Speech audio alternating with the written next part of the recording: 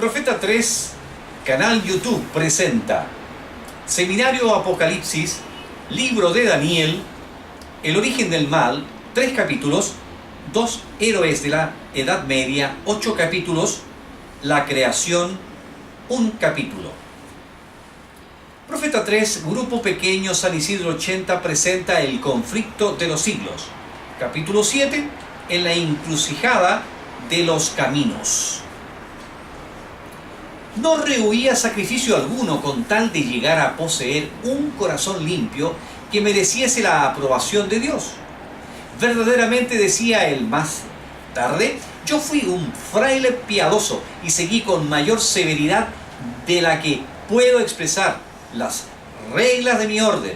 Si algún fraile hubiera podido entrar en el cielo por sus obras monacales, no hay duda que yo hubiera entrado.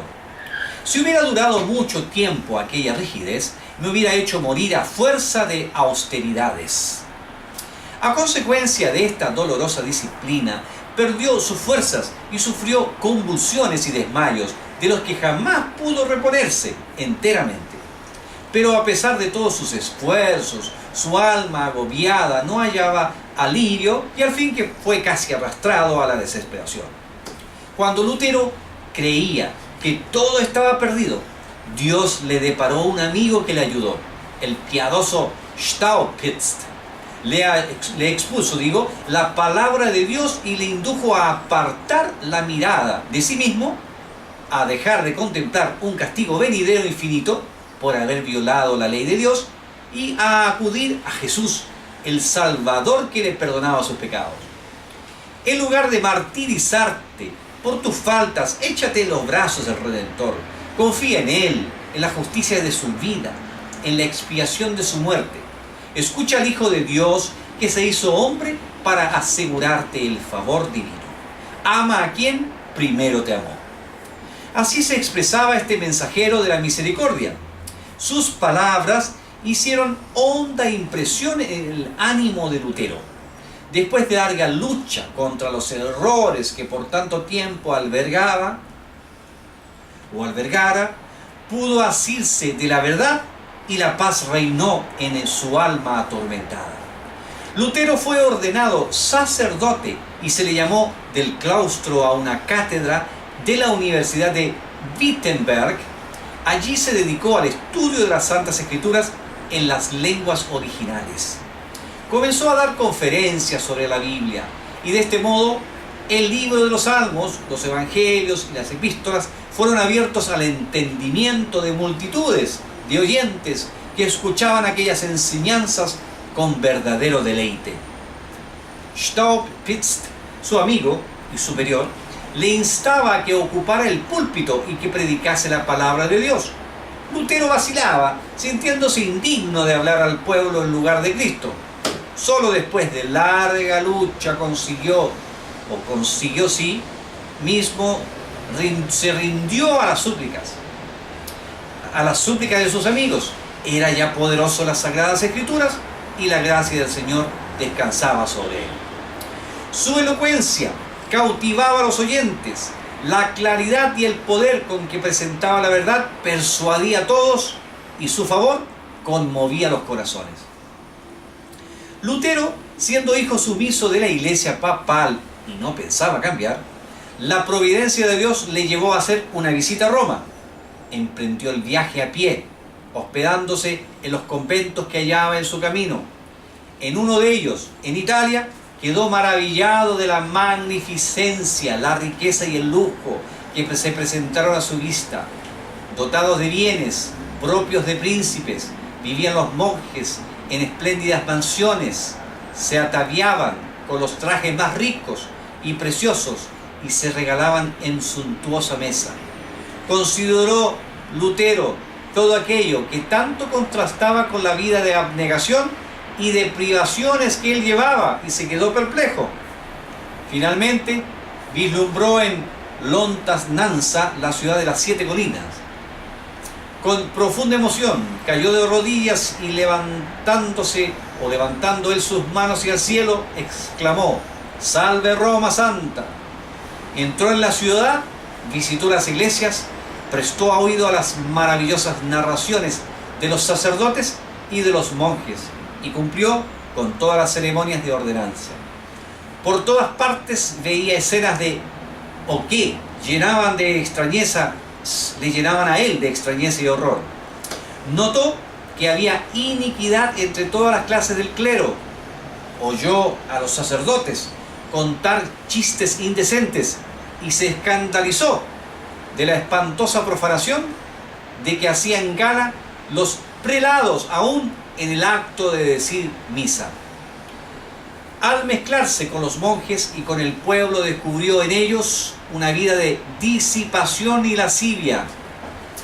Doquiera volviera la cara, tropezaba con libertinaje y corrupción en vez de santidad.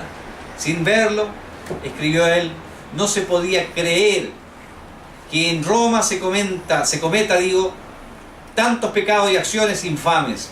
Y por lo mismo acostumbran decir, si hay un infierno, no puede estar en otra parte que debajo de Roma. Y de este abismo salen todos los pecados. Por decreto expedido poco antes, prometía el Papa indulgencia a todo aquel que subiese de rodillas la escalera de Pilato, que decía ser la misma que había pisado nuestro Salvador al bajar del tribunal romano, y que, según aseguraban, había sido llevada de Jerusalén a Roma de un modo milagroso. Un día, mientras estaba Lutero subiendo devotamente aquellas gradas, recordó de pronto estas palabras que, como trueno, repercutieron en su corazón: el justo por la fe vivirá. Romanos 1:17. Púsose de pronto de pie y huyó de aquel lugar sintiendo vergüenza y horror. Este pasaje bíblico no dejó nunca de ejercer poderosa influencia en su alma. Desde entonces vio con más claridad que nunca el engaño, que significa para el hombre confiar en sus obras para su salvación, y cuán necesario es tener fe constante en los méritos de Cristo. Sus ojos se habían abierto y ya no se cerrarían jamás para dar crédito a los engaños del papado. Al apartarse de Roma, sus miradas, su corazón se apartó también, y desde entonces la separación se hizo más pronunciada hasta que Lutero concluyó por cortar todas las relaciones con la Iglesia papal. Después de su regreso de Roma, recibió Lutero en la Universidad de Wittenberg el grado de doctor en teología. Tenía pues mayor libertad que antes para consagrarse a las Santas Escrituras, que tanto amaba. Había formulado el voto solemne de estudiar cuidadosamente y de predicar con toda fidelidad y por toda la vida la palabra de Dios, y no los dichos ni las doctrinas de los papas. Ya no sería en lo sucesivo un mero monje o profesor, sino el heraldo autorizado de la Biblia.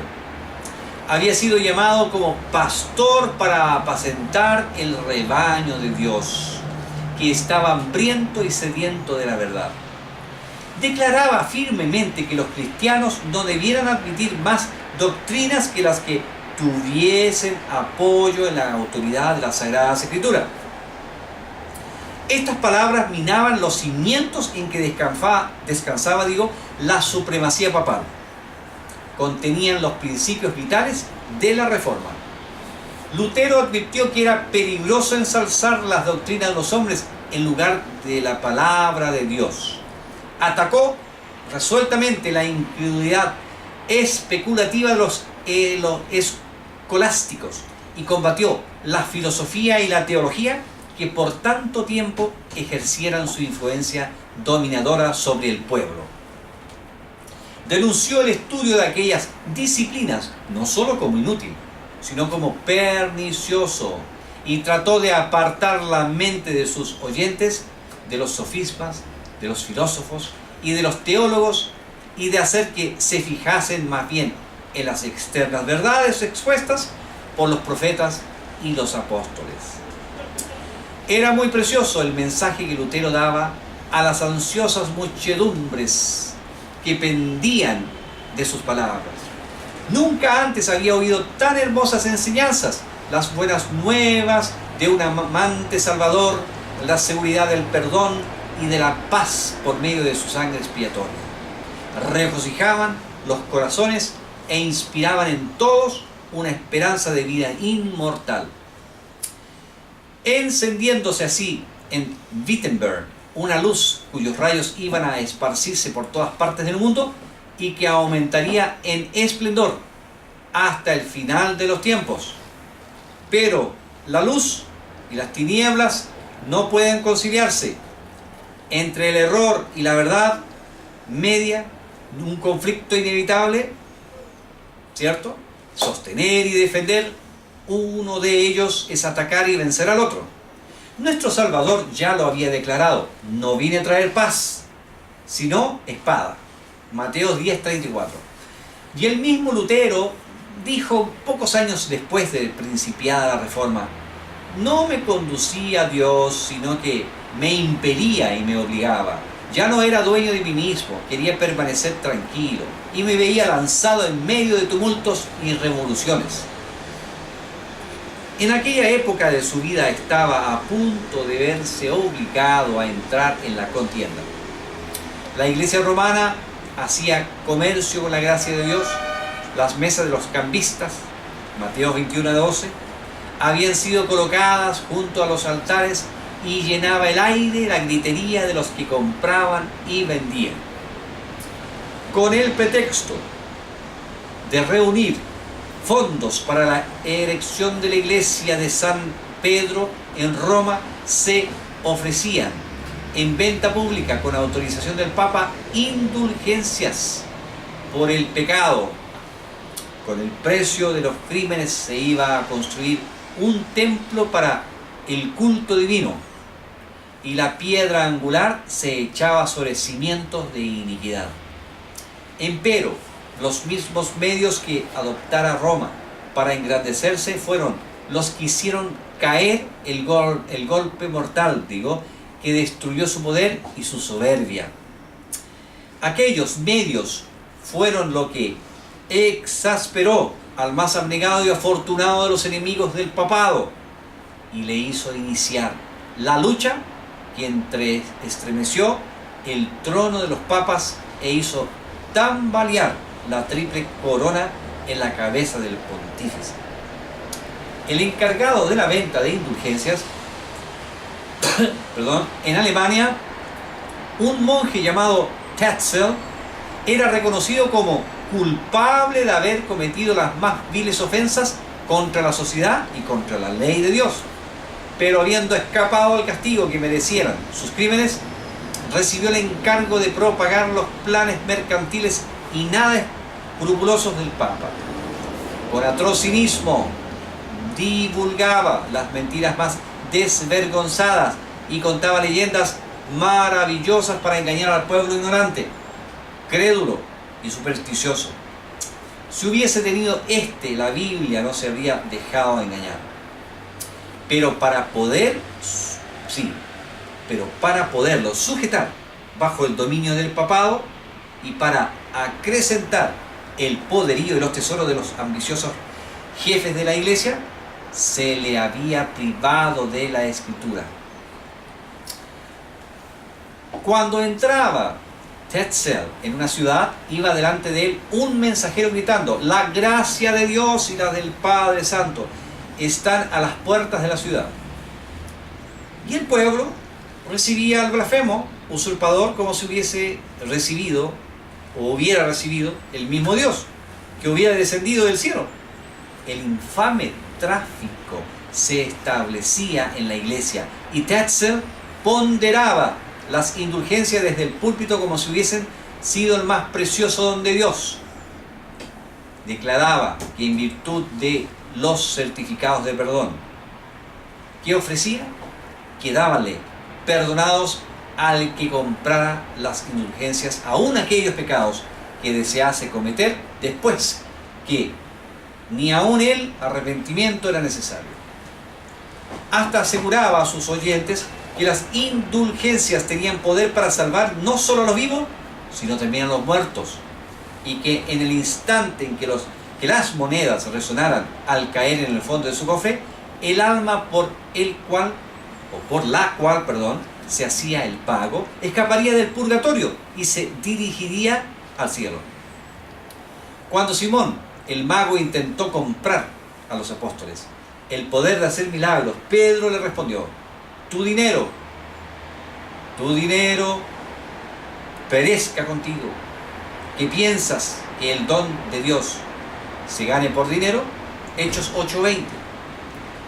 Pero millares de personas aceptaban ávidamente el ofrecimiento de Tetzel.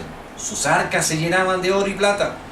Una salvación que podía comprarse con dinero era más fácil de obtener que la que requería arrepentimiento, fe y un diligente esfuerzo para resistir y vencer el mal. La doctrina de las indulgencias había encontrado opositores entre hombres instruidos y piadosos del seno mismo de la Iglesia de Roma, y eran muchos los que no tenían fe en acertos tan contrarios a la razón y a las Escrituras. Ningún prelado se atrevía a levantar la voz para condenar al inicuo tráfico, pero los hombres empezaban a turbarse y a inquietarse, y muchos se preguntaban ansiosamente si Dios no obraría por medio de alguno de sus siervos para purificar su iglesia. Lutero, aunque seguía adhiriéndose estrictamente al Papa, estaba horrorizado por las blasfemas declaraciones de los traficantes en indulgencias. Muchos de sus feligreses habían comprado certificados de perdón y no tardaron en acudir a su pastor para confesar sus pecados, esperando de él la absolución. No porque fueran penitentes y desearan cambiar de vida, sino por el mérito de las indulgencias. Lutero les negó la absolución y les advirtió que como no se arrepintiesen y no reformasen su vida, morirían de sus pecados. Llenos de perplejidad, recurrieron a Tetzel para quejarse de que su confesor no aceptaba los certificados, y hubo algunos que con tanta energía exigieron que les devolviese su dinero. El fraile se llenó de ira, lanzó las más terribles maldiciones, hizo encender hogueras en las plazas públicas y declaró que había recibido del Papa la orden de quemar a los herejes que osaran levantarse contra sus santísimas indulgencias. Lutero inició entonces resueltamente su obra como campeón de la verdad. Su voz se oyó desde el púlpito en solemne exhortación.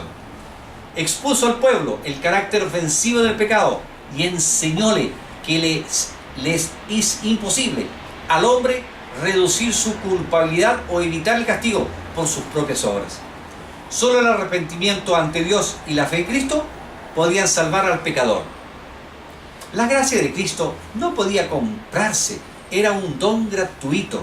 Aconsejaba a sus oyentes que no comprasen las indulgencias, ¿sí?, sino que tuviesen fe en el Redentor crucificado. Refería su dolorosa experiencia personal, diciéndoles que en vano había intentado por medio de la humillación y de las mortificaciones del cuerpo asegurar su salvación, y afirmaba que desde que había dejado de mirarse a sí mismo y había confiado en Cristo, había alcanzado paz y gozo para su corazón. Viendo que Tetzel seguía con su tráfico y sus impías declaraciones, resolvió Lutero hacer una protesta más enérgica contra semejantes abusos. Pronto ofreciósele excelente oportunidad. ¿Sí? La iglesia del castillo de Wittenberg era dueña de muchas reliquias que se exhibían al pueblo en ciertos días festivos, en ocasión de los cuales se concedía plena remisión de pecados a los que visitasen la iglesia e iniciesen confesión de sus culpas. De acuerdo con esto, el pueblo acudía en masa a aquel lugar. Sí, una de las tales oportunidades y de las más importantes, por cierto, se acercaba la fiesta de todos los santos. La víspera, Lutero, uniéndose a las muchedumbres que iban a la iglesia, fijó en las puertas del templo un papel que contenía 95 proposiciones contra la doctrina de las indulgencias. Declaraba, además, y estaba listo para defender aquellas tesis al día siguiente en la universidad, contra cualquiera que quisiera rebatirla. Profeta 3, Grupo Pequeño San Isidro 80, presentó El conflicto de los siglos, capítulo 7, en la encrucijada de los caminos. Hasta una próxima oportunidad.